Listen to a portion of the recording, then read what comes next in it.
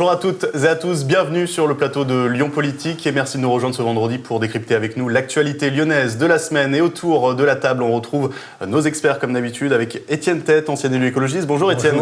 À vos côtés, l'avocat Éric Pellet. Bonjour Éric. Bonjour. Et face à vous, mon confrère Gérard Angel. Bonjour. Bonjour. Gérard. Allez, au sommaire de cette émission, on évoquera ensemble, évidemment, ce projet de pièce de théâtre habitant du 9e arrondissement policier. Est-ce une vision bisounours ou est-ce que c'est une méthode qui demande à faire ses preuves ? Lyon, Villeurbanne et la métropole ont adhéré à la gonette. La monnaie locale est-elle un gadget ou un vrai levier ? Le monde de la publi se rebelle. Les écologistes arriveront-ils à la faire disparaître de l'agglomération ? Et puis un point régional, forcément, est-ce que Laurent Wauquiez arrivera à faire de la sécurité l'unique sujet de discussion de cette campagne ? Hier se tenait le conseil municipal de Lyon. Il a été question d'insécurité, de ce que peut faire la mairie pour lutter notamment contre la récidive. Les élus ont ainsi voté une série de subventions, dont une qui fait polémique, qui est attribuée au Lien Théâtre dans le 9e. Les équipes de ce dernier veulent réaliser un spectacle de théâtre entre habitants de l'arrondissement et les policiers pour les rapprocher. Alors, on donnera la parole à la défense en dernier. Éric, vous avez vu ce communiqué de la police municipale lyonnaise, c'est en intersyndical. Ils sont atterrés. Est-ce que vous aussi ? Oui, tout à fait. Je pense même qu'il devrait établir un rapport de force plus important avec le maire de Lyon et carrément déclencher un mouvement de grève. Tous les syndicats qui ont signé cette pétition. Parce que là, on touche le fond, quoi. C'est-à-dire que des policiers qui ont des missions quasi régaliennes, puisque la police municipale double les missions de la police nationale, et on leur demande d'aller faire du court théâtre, des ateliers avec des délinquants pour, semble-t-il, favoriser un rapprochement, mais c'est absolument ridicule et affligeant quand on connaît le cynisme, le degré de violence qu'on a actuellement sur les points de deal ou dans les quartiers dits défavorisés où la violence se développe. Vouloir compenser ça ou du moins trouver des solutions par du théâtre, vraiment, je comprends leur désarroi et leur consternation. Mais alors justement, le dialogue aujourd'hui, il est difficile, il est voire même rompu. Qu'est-ce que ça coûte finalement d'essayer autre chose, Gérard ? Alors, attendez, d'essayer autre chose, oui, il faudrait essayer une chose, c'est la fermeté. C'est ça qui paierait. D'ailleurs, il y a un sondage qui vient de paraître qui montre que la population française a confiance en sa police. Il n'y a que les écologistes et vos amis Étienne Tête qui pensent qu'on a peur de la police. L'adjoint à la sécurité a dit hier en conseil municipal qu'on avait peur de la police. Maintenant, peut-être lui, il y a les délinquants qui ont peur de la police. Il y a les trafiquants de drogue qui ont peur de la police. Il y a ceux qui font des rodéos qui ont peur de la police. Ben moi, je vais vous dire, quand je me promène dans la rue, j'ai pas peur de la police. La police, elle ne me fait pas peur du tout. Ce qui me fait peur, c'est les gens avec les motos qui viennent foncer sur les trottoirs, parce que ça arrive, qui viennent avec leur voiture très grosse, cylindrée, faire des démarrages à outrance dans les rues de Lyon. Ça me fait peur. Mais la police, moi, elle me fait pas peur. Peut-être qu'à vous, elle fait peur. Moi, pas du tout. Étienne, vous avez pris votre ticket pour la pièce de théâtre ou pas ? Non, mais d'abord un peu d'humour. Ouais. Coluche disait, dans un de ses sketchs, « N'ayez pas peur, je suis pas de la police ». Donc la question de la relation entre la police et les citoyens, c'est vieux comme le monde, et on est légitime à avoir de l'expérimentation.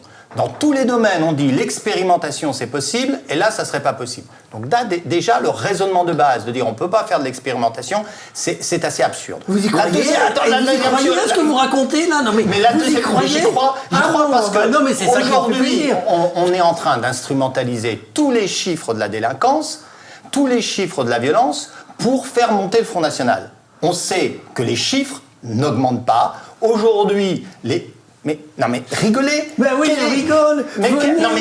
Quel est le nombre d'assassinats et de meurtres en France ? Quel est le nombre ? Mais attendez. Quel est le nombre ? Il n'y a pas que les assassinats et les meurtres. Il y a aussi ces gens qui se font agresser, voler, qui se font renverser. C'est cela le nombre de voitures volées en France. Mais je parle pas des voitures. On vole de moins en moins de voitures. Je voulais vous le faire dire. On vole de plus en plus de voitures en 10 ans. On vole de plus en plus de motos, celles qui vont servir à vos amis pour faire des rodéos. La violence, la violence, on la compare pays par pays avec un seul critère rationnel qui est le nombre d'homicides pour une simple raison, c'est que c'est la seule façon de compter à l'identique pays par pays. On est dans un des pays où il y a le moins de violence dans le classement mondial. Ça, c'est la réalité. Le nombre de meurtres n'a jamais cessé de baisser. Après, le reste de la délinquance... Mais c'est la vérité. Vous savez quand même qu'en France, vous savez qu'en France, il y a quand même 10% de gens qui pensent que la Terre est plate.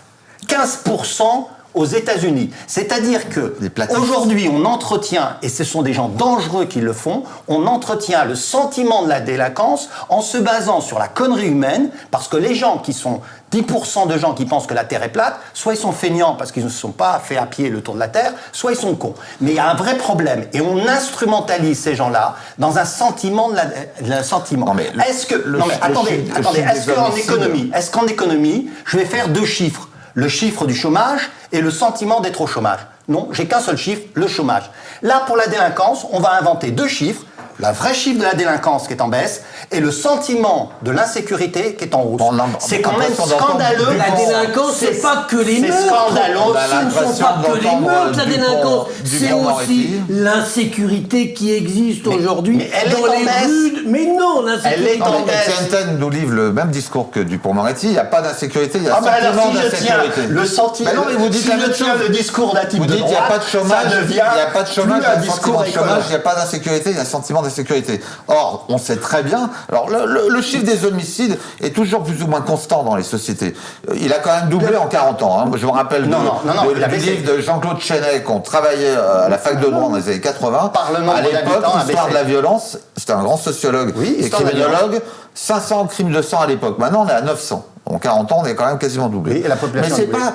à la limite, le chiffre d'homicide, c'est une chose. C'est toutes les incivilités, les petites agressions physiques, les insultes, les menaces, les vols, etc. C'est ça qui pourrit la vie des gens. Étienne Tête, simplement... C'est un livre excellent. Étienne Tête, le chiffre a doublé. Une toute petite question. Vous êtes au courant qu'aujourd'hui, il y a des délinquants qui attaquent la police. Il y a des délinquants qui tirent avec des mortiers sur la police. Il y a des délinquants... Le nombre de morts, gendarmerie, policiers compris en service. Combien par an? Combien par an? Et des blessés? Combien par an? Mais moi, un policier, un gendarme qui est blessé, ça me touche. Un policier, un blessé, un gendarme qui a peur, ça me touche. Le maximum 2016, ça a été 26. Mais vous êtes content parce qu'il n'y a eu que 26 morts. Parce que la réalité des chiffres, vous avez 6 fois plus de chances de mourir en étant marin-pêcheur dans votre profession que de mourir en étant policier ou gendarme dans votre profession. Ce n'est pas la profession la plus dangereuse de France. Je regrette tous ceux qui meurent. C'est une souffrance pour la famille, pour lui-même. Ne parlez pas pour la société, parce que moi je souffre aussi quand un représentant de l'ordre qui est chargé de me protéger. La réalité des chiffres est beaucoup moins grave que ce qu'on instrumentalise. La manifestation est scandaleuse. La manifestation qui a eu lieu devant l'Assemblée nationale avec des ministres. Enfin, les ministres qui manifestent contre leur gouvernement, c'est ridicule. C'est quand même...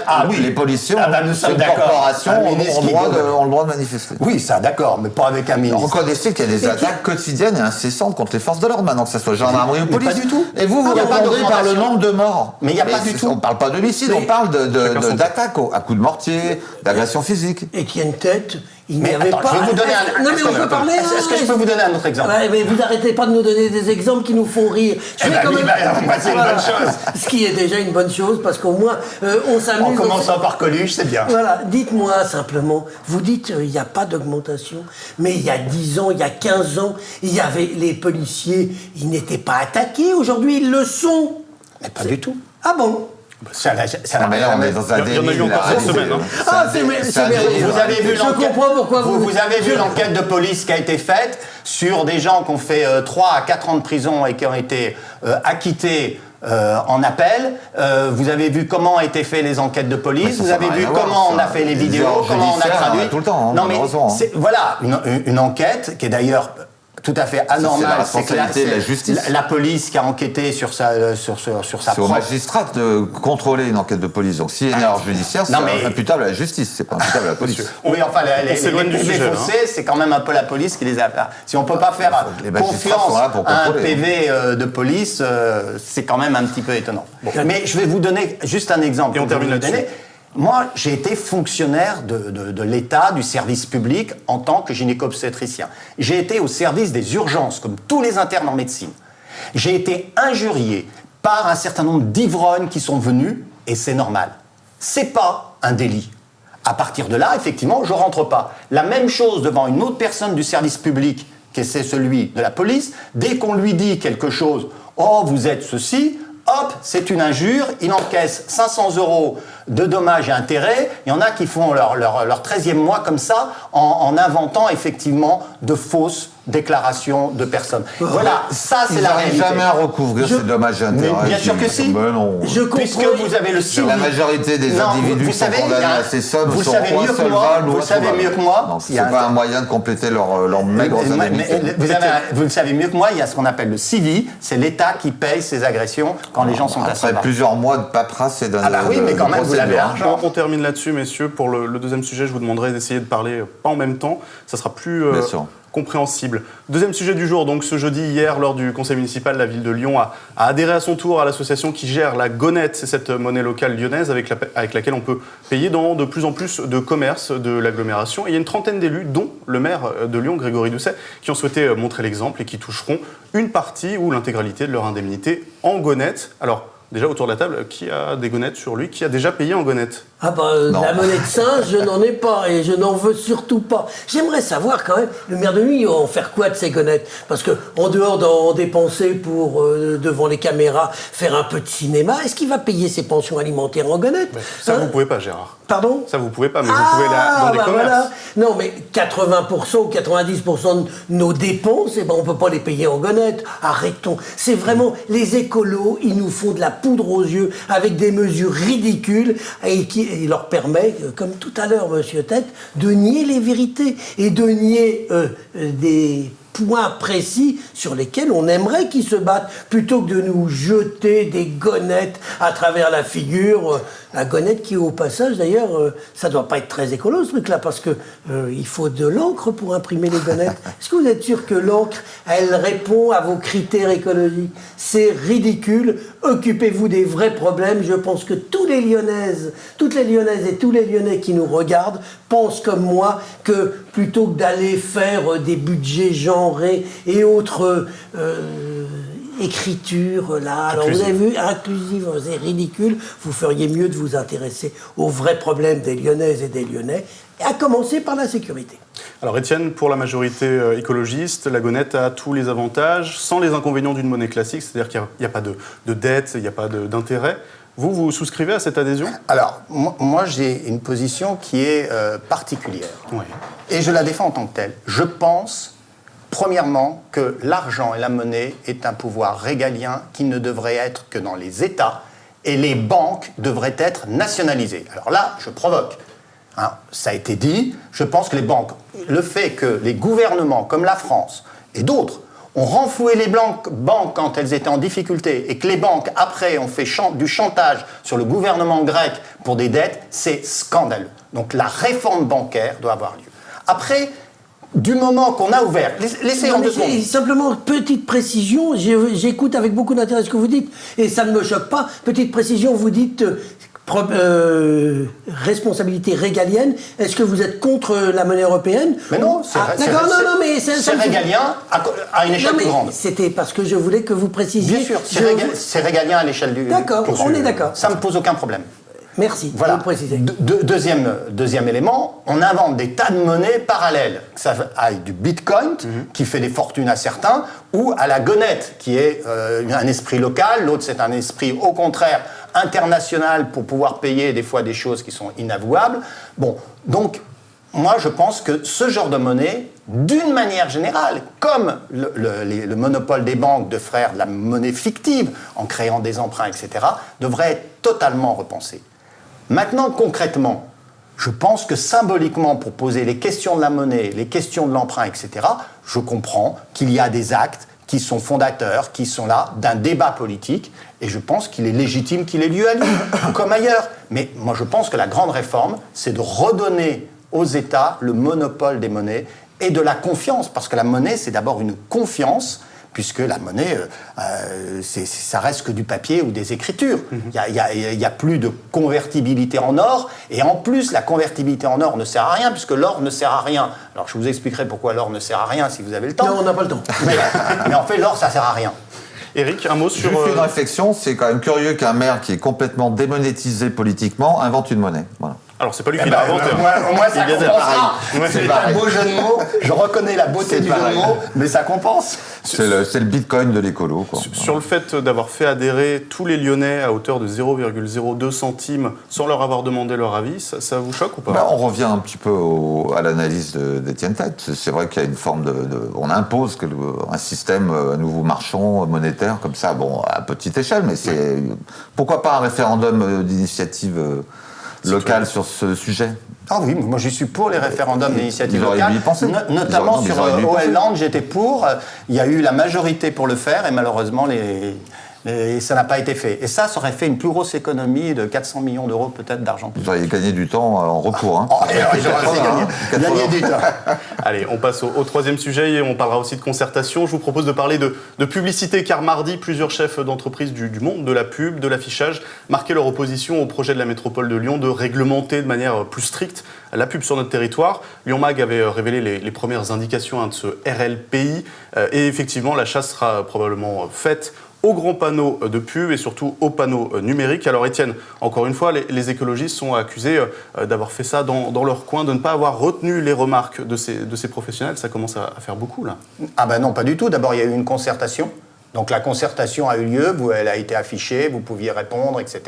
Donc ça a été quand rien n'est retenu. Le processus a commencé d'ailleurs sous David Kimmelfeld, donc c'est un long processus. Voilà, donc la concertation a continué. Il y a eu tout, j'allais dire, depuis le début des années 70, une baisse des panneaux publicitaires et de la réglementation, qui est une volonté affichée dans les années 70. Les premiers à avoir fait et lancé ce débat-là, ce sont les écologistes à la ville de Caluire en 1983. Et puis on a relancé le débat et on a eu des améliorations sous Michel Noir, grâce à notre ami Verillac, qui était à la fois un collaborateur de Michel Noir et un ancien écolo. Donc ça, c'est toujours fait. Le problème de la publicité, c'est extrêmement important, à la fois parce que ça pousse à un consumérisme et donc à des consommations inutiles, ça pousse de façon indirecte.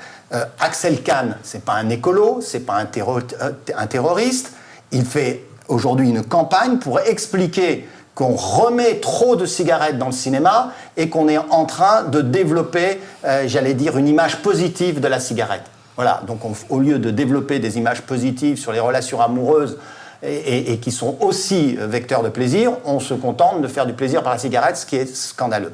Voilà, donc il y a le problème de contenu. L'affichage du 4 mètres sur 3 ou du 2 mètres, c'est une partie, mais il y a aussi la distribution obligatoire de prospectus dans les boîtes aux lettres. 80% ne sont pas lus, c'est du gâchis. Il y a à repenser la publicité dans sa forme et dans son contenu pour effectivement éviter et le gâchis au moment de la publicité et le consumérisme d'achat inutile. Est-ce qu'autour de la table, tout le monde est à peu près d'accord pour dire que la surabondance de publicité, c'est d'un autre temps et qu'aujourd'hui, il faut avancer Il y a un processus en cours là, depuis une quinzaine d'années. Alors, autant je rejoins Étienne Tête sur la publicité papier, qui est effectivement vraiment une pollution quasiment des boîtes aux lettres et par rapport à tout ce qui est la culture des arbres et autres. La publicité par affichage ou lumineuse, finalement, c'est quand même le citoyen qui décide de la regarder ou pas. Enfin, je veux dire, faut pas non plus prendre les gens pour des gamins. C'est pas parce qu'on a des grandes affiches et des publicités lumineuses qui vont être absolument conditionnés au produit qui est promu par ce mode de publicité. Moi, ça me gêne en aucune façon en tant que citoyen, en tant que Lyonnais. Et il ne faut pas oublier aussi une chose, c'est qu'on sort d'un an et demi de crise économique, elle va perdurer, mais dans ces domaines-là, économiques, dans ces modèles économiques, les gens ne travaillent plus depuis plus d'un an. Dans l'événementiel, j'ai des amis qui ont des sociétés d'événementiel, qui organisent pas mal d'événements importants à Lyon, ils n'ont pas établi une facture depuis mars 2020. Et les publicitaires aussi ont besoin de travailler. Donc, est-ce que c'est le moment de sanctionner? Est-ce que c'est le moment de restreindre alors qu'on a besoin d'une reprise de différents modèles économiques? Je ne crois pas. On peut différer à ce niveau-là. Gérard, vous avez deux versions face à vous. Moi, je considère qu'il faut avoir un peu moins de pub. Je ne veux pas d'une société soviétique où il n'y avait pas de pub du tout, où c'était terne et triste et gris. c'est bien la pub, on est allé trop loin, c'est vrai. Qu'il y en ait un peu moins, c'est très bien. Ce qui m'inquiète chez les écologistes, c'est que vous savez ce qui est bon comme pub et mauvais comme pub. Il y a des bonnes pubs, c'est celles qui me disent qu'il faut que je mange bio, et il y a des mauvaises pubs, celles qui me disent que je pourrais acheter telle voiture parce que elle est bien, elle vient de sortir et elle a un carburateur plus efficace que celle que j'avais avant. Simplement, je caricature, reste que il faut faire attention. Vous n'êtes pas Dieu sur Terre. Ni Jupiter. Ni Jupiter.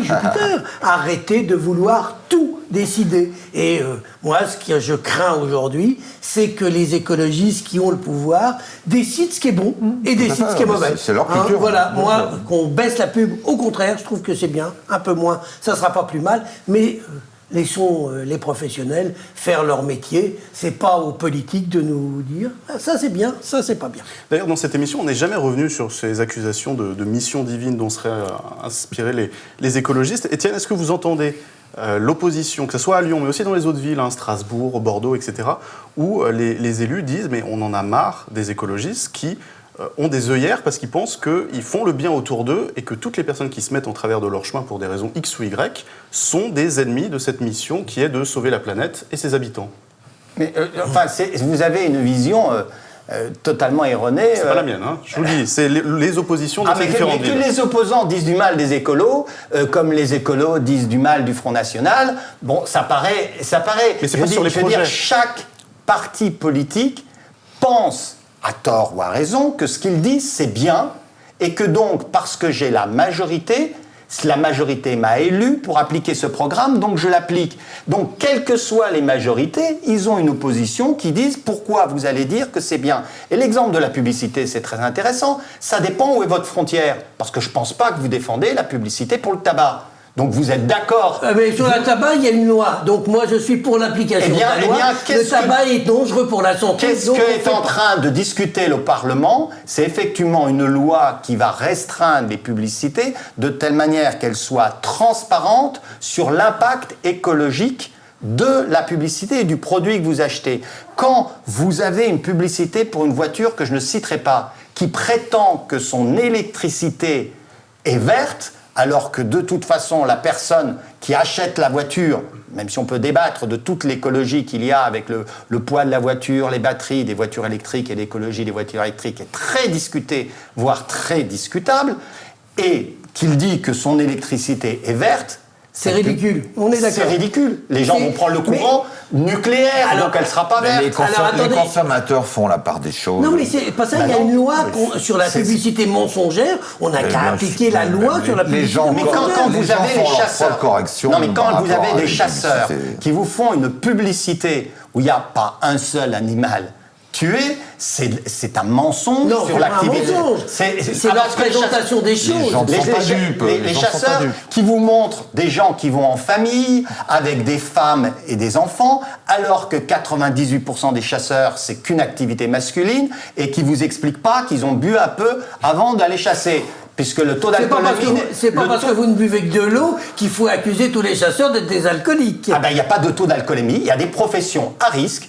Pourquoi on accepte que les automobilistes, on leur contrôle leur taux d'alcoolémie, et je trouve ça très bien, parce que c'est une activité dangereuse de conduire, pourquoi toute autre activité dangereuse n'est pas soumise au même régime? Élu municipal, par exemple, ça serait bien aussi. Ça éviterait peut-être certaines erreurs. Certaines erreurs Il y a quelques élus qui ont raconté n'importe quoi. On s'en souvient, notamment à la région Rhône-Alpes. Mais fin de parenthèse. Mais je suis pour que les gens n'aient pas un taux d'alcoolémie élevé quand ils ont certaines activités, notamment la chasse, voire d'aller à l'Assemblée nationale raconter. On était parti de la pub, là. On finit sur le taux d'alcoolémie. Mais parce que je suis pas dans le développement de la publicité sur l'alcool. Et on va passer aux élections régionales en Auvergne-Rhône-Alpes et on va parler d'un grand fan de la chasse. On a vu qu'un nouveau sondage cette semaine plaçait encore et toujours Laurent Wauquiez en tête du premier tour, le président sortant de la région qui est peut-être en train d'imprimer son rythme dans cette campagne en faisant de la sécurité le thème le plus bankable de l'élection. Pourtant, on vous le répète à chaque fois, ce n'est pas une compétence de la collectivité. Alors Gérard, vous connaissez bien les méthodes de Laurent Wauquiez, de son entourage. Est-ce qu'il peut réussir à dicter sa petite musique en faisant de l'insécurité le thème fort de cette élection et qu'on n'entende plus rien autour? C'est pas est-ce qu'il peut réussir, c'est il réussit, puisque tout le monde en parle. Et c'est vrai qu'une chose se pose en région, comme dans les villes, c'est qu'aujourd'hui, l'insécurité, il n'y a que M. Tête qui ne s'en rend pas compte, mais bon, il reste 99,9% de la population rhône-alpine, femmes et hommes confondus, qui savent que l'insécurité est un vrai problème. Et toute personne aujourd'hui qui prend des responsabilités se dit « faut que je regarde ce que je peux faire sur ce niveau ». Vous avez des enfants, nous avons tous des enfants. Eh bien, nos enfants ont quasiment tous été l'objet d'agressions, l'objet de raquettes, l'objet de menaces. Vous êtes d'accord avec moi ? Non. Ah bon, voilà. Je me demande où vous habitez. Je vous demande où vous habitez. Moi, malheureusement, mon fils, c'est pas grave, il n'y a pas de plainte, il n'y a pas ceci, mais ils ont été l'objet, lui, ses copains, de petits problèmes. Vous, aujourd'hui, la population considère que c'est un sujet majeur et M. Wauquiez a réussi naturellement, en mettant ça au centre de sa campagne, d'en faire un des thèmes de la campagne. Il a sorti l'artillerie lourde cette semaine en présentant son programme justement sur la sécurité. Alors c'est 300 millions d'euros minimum, la reconnaissance faciale, la suppression des aides pour les délinquants et puis surtout des brigades qui sont composées d'anciens policiers, d'anciens gendarmes qui seront déployés dans les lycées. Étienne, pour vous c'est un durcissement du discours et ça vous fait peur ? Les propositions qu'il fait, c'est exactement celles du Front National, qui ont d'ailleurs été testées dans quelques communes du Front National, quand les communes ont eu, les premiers élus du Front National ont gagné des communes, ça c'est arrivé, donc c'est ce qu'il essaye de mettre en place. La difficulté, c'est que vous l'avez dit justement en introduction, et à juste titre, c'est que ce n'est pas une compétence de la région. Donc en fait, c'est de la publicité mensongère pour faire une relation, c'est-à-dire qu'on fait une campagne en faisant... La Gonette, c'est pas les compétences de la municipalité de Lyon, et pourtant ils sont en train de nous obliger à payer pour les Gonettes. Donc prenez-vous-en au maire de Lyon, votre ami, et dites que c'est n'importe quoi et qu'il est égal à M. Wauquiez quand il s'occupe de choses qui ne sont pas de ses compétences. La Gonette est dans la compétence des communes qui ont des compétences en matière économique. Qui peuvent non, mais la Gonette, ils n'ont pas de compétences en matière de monnaie. Et c'est ce que vous disiez d'ailleurs à juste titre tout à l'heure. Puisque le monopole de la monnaie est tombé, le monopole de la monnaie est tombé. Le fait de créer des monnaies locales ou des monnaies internationales n'est plus interdit. Revenons sur la sécurité. Voilà, donc ne dites pas que... Je le dis. Voilà. Non mais c'est faux. Alors on peut toujours faire... Laurent Wauquiez fait une campagne sur le mensonge, sur des fausses compétences, pour effectivement, j'allais dire, toucher les gens qui, comme je le disais, 10% des gens pensent que la Terre est plate. Voilà, donc il peut faire raconter n'importe quoi, il y aura toujours 10% d'imbéciles qui vont croire à son n'importe quoi, et ça peut lui suffire pour emporter la caricatural. Ah ouais, complètement, mais non, c'est pas 10%, caricatural. Ça vous ferait rêver quand vous êtes candidat aux élections, je suis pas sûr que vous les fassiez. Si, les écologistes l'ont fait. Non, je parlais de vous. Moi, je pense que j'ai dépassé les 10% dans sur cette la sécurité, finalement, à mon avis, Wauquiez n'a pas besoin de s'accaparer ce sujet. Tout le monde déjà parle de sécurité depuis plusieurs mois en France, du matin au soir, dans les médias, dans les réseaux sociaux. Les électeurs savent très bien que c'est pas une compétence de la région, que c'est une compétence régalienne. Alors effectivement, il peut mettre des portiques, il peut mettre des caméras, etc. Les 30% qu'on lui donne d'intention de vote, ils sont sur sa gestion, parce que les Auvergnats rhône-alpins voient que la région est bien gérée, que les budgets sont tenus. C'est ça qui lui donne son crédit d'avance. Je pense pas qu'il ait besoin d'en rajouter dans une surenchère sécuritaire. Ça devient aliénant qu'on parle de sécurité en permanence dans le débat public. Surtout, on en parle, mais personne n'agit. Il n'y a pas de modification, effectivement, par des actes politiques forts de l'État, parce que on revient à une compétence de l'exécutif.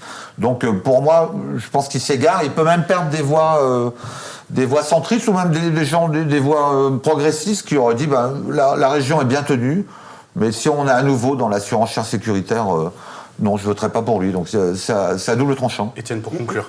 Un mot juste, le mot aliénant est très très juste. Oui. Et puis la deuxième chose, c'est que la région est bien gérée, mais comme en général toutes les régions, c'est la collectivité la plus facile à gérer.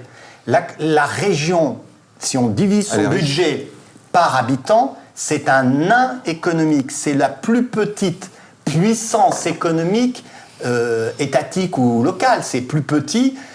c'est 5 fois moins que la commune, 6 fois moins, 7 fois moins que la métropole. Et évidemment, l'État, en ramenant le budget de l'État par habitant, c'est à peu près 60% des dépenses publiques. Donc la région, c'est ce qui a le plus de facilité. Et moi, ce qui me choque, c'est qu'il pense déjà au présidentiel. Il dit, comme je sais gérer la région, je peux gérer la France. Ben non. Premièrement, la région Rhône-Alpes, c'est pas la France. Et en plus, en matière de budget, c'est comme si gérer une association de 1901 par rapport aux enjeux de la France. C'est comme si le maire de Grenoble disait, comme je sais gérer Grenoble, et le résultat, à mon avis, n'est pas extraordinaire, je pourrais gérer la France. Le poids économique de la ville de Grenoble sur Grenoble a plus de poids et d'influence sur le citoyen que la région Rhône-Alpes. Piolle ne veut pas être président, il veut être gourou. Pareil. Ça, c'est un autre débat. Messieurs, on arrive au terme de notre émission. Merci à tous d'avoir accepté cette invitation. Merci à toi, Gérard, pour aujourd'hui. Et pour toutes les années qu'on a passées ensemble.